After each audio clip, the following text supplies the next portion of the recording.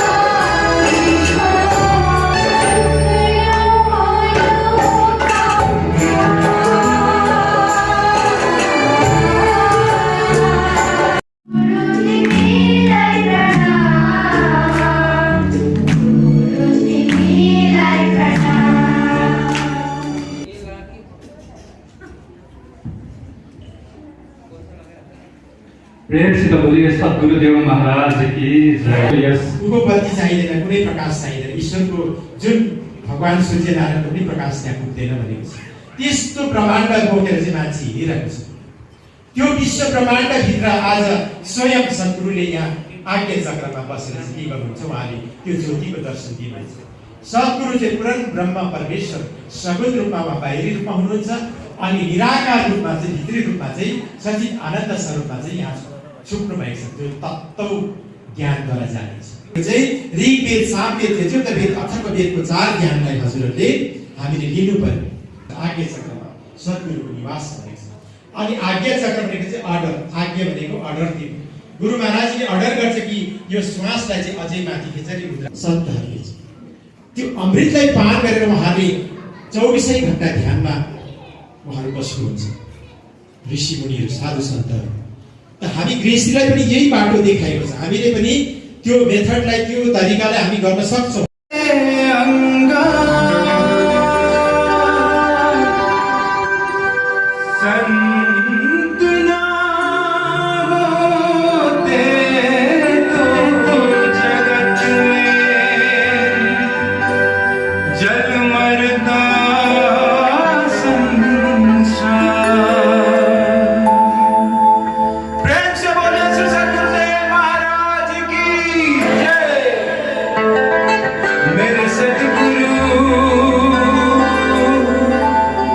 मेरे सतगुरु दीन दयाल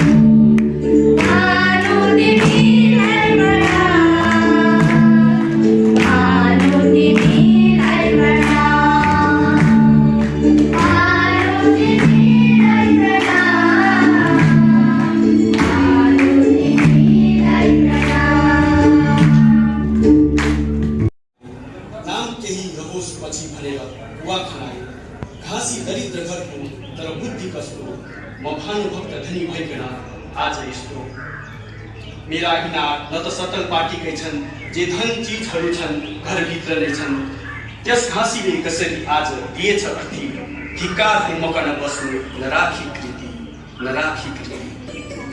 घाँसीले भानुभक्तलाई कसरी दिइरहेको छ आत्मज्ञानको अर्थी लु हेर्नुहोस् तपाईँहरूको समक्षमा प्रस्तुत छ यस नाटक।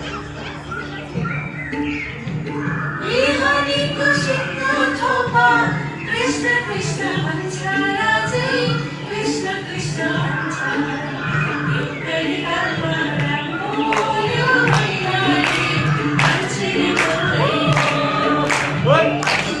नमस्ते काशीदाई।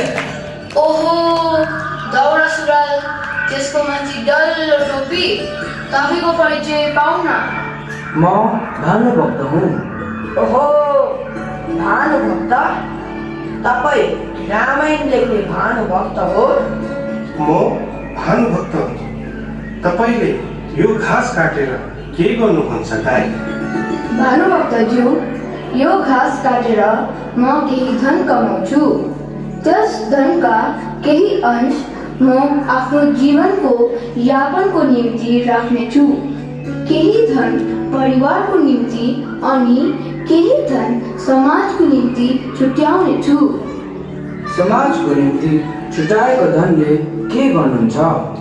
त्यो धनले म गाउँको बिचमा एउटा इनार खनाउँछु। इनार खनाउँदा के हुन्छ? त्यस इनारबाट हाम्रो सम्पूर्ण गाउँलेहरूले पानी पिउनेछन् अनि यो इनार कसले खनाए भनी सोध्नेछन्। तब गाउँलेहरूले मेरो नाम लिनेछन्। यसरी जबसम्म यो इनार रहन्छ तबसम्म मेरो नाम रहन्छ। ओहो, तपाईँ त धेरै ज्ञानी हुनुहुँदो रहेछ। म पनि एउटा विद्वान हुँ, तर यस्तो कार्य गर्ने सोच मलाई त आएन त। मैले आजको सद्गुरु श्री सतपालजी महाराजजीको ज्ञान पाएको छु।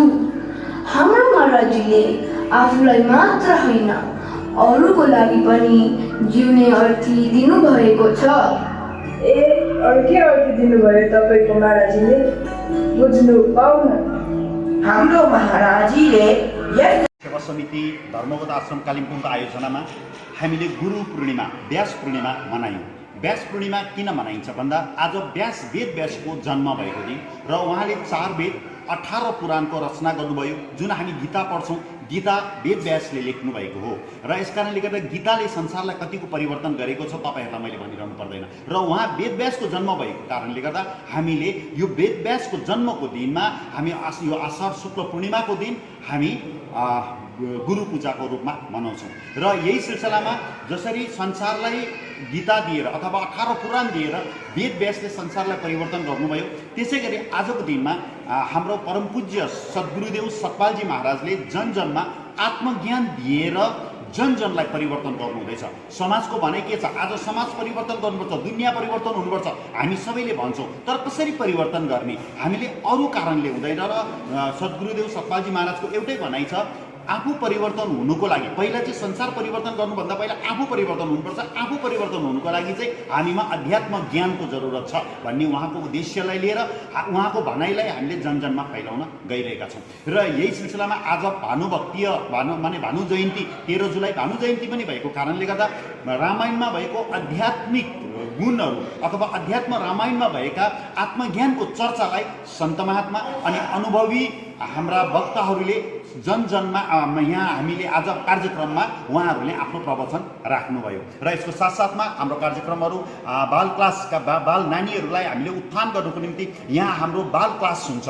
प्रत्येक आइतबार बाल क्लास हुन्छ र बाल क्लासका नानीहरूले पनि रामायण पाठ गरेर अनि उनीहरूले भानुभक्तीय रामायणको आधारमा अभिनयहरू गरेर अथवा नाटकहरू गरेर मानिसहरूलाई अध्यात्म के हो भन्ने कुरा जानकारी दिए। र गुरु महाराजजीको भनाइ छ, हामी सबैले जनजनमा संसारमा सबैले आत्मज्ञानको जरुरत छ अनि आफूलाई परिवर्तन गर्नु जरुरी छ, आफूलाई परिवर्तन गर्नुको लागि अध्यात्म ज्ञान अथवा आत्मज्ञानको जरुरत छ भन्ने उहाँको सन्देश जनजनमा फैलाउन चाहनुहुन्छ। यही उद्देश्यलाई लिएर आज सम्पूर्ण भक्तजनहरूले, दूर दूर टाढो टाढोबाट आएका भक्तजनहरूले यहाँ आज धुमधामसँग हामीले भानु जयन्ती लगायत गुरु पूर्णिमा, गुरु पूजा, गुरुको आराधना हामीले गर्न सक्यौँ र हजुरहरू सबैलाई यो गुरु पूर्णिमाको मङ्गलमय शुभकामना व्यक्त गर्दछु।